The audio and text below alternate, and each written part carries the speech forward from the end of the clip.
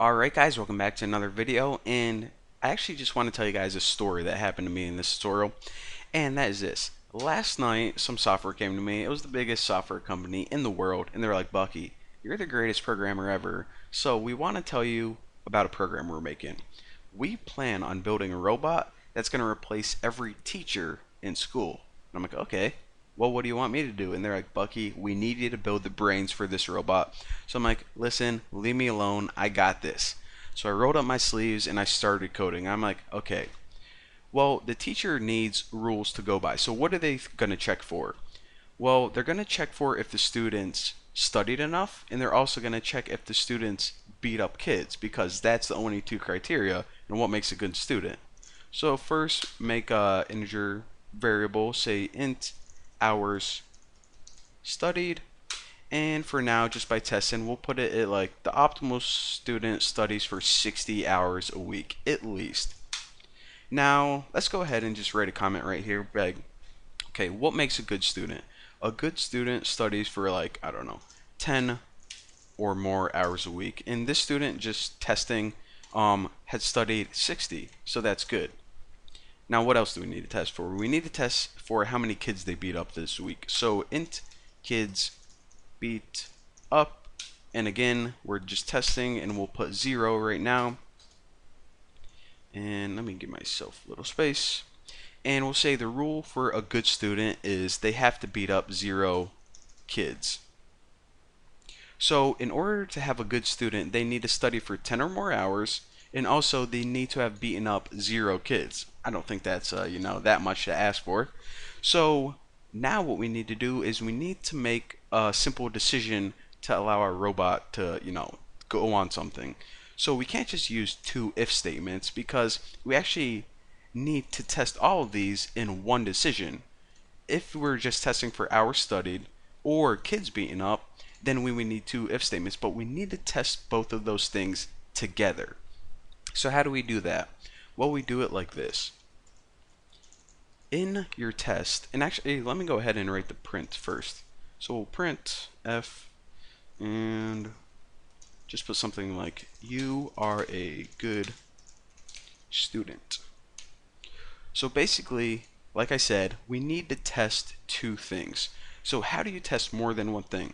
Well, in between your parentheses, give yourself a little space to work with, and in the first piece of the puzzle, you add the first test. So test 1. Now, what you do is you add 2 ampersand signs, and then in another set of parentheses, you add test 2. Now, what this is going to say is basically test 2 conditions. If both of them are true, and in this case, if they studied for 10 more hours and they beat up 0 kids, print out you are a good student.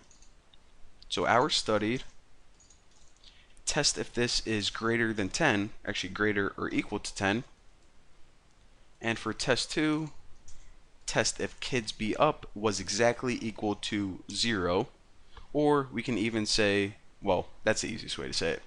So basically, if this is true and this is also true, then print out you're a good student, and check it out. In this case, our kid beat up 0, studied for 60 hours, so it should print out you are a good student.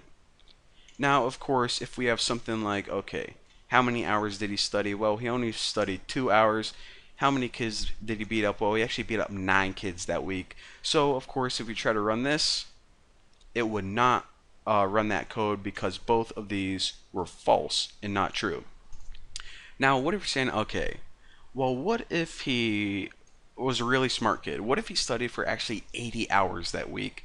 However, he was in a bad mood. I don't know, maybe something happened to him, so he beat up 12 kids. Well, it says, okay, I'm going to test this. This one is true right here. Good job. You studied, the adequate amount of time. However, this is false. You beat up some kids, dude. So what's going to happen is this is true and this is false.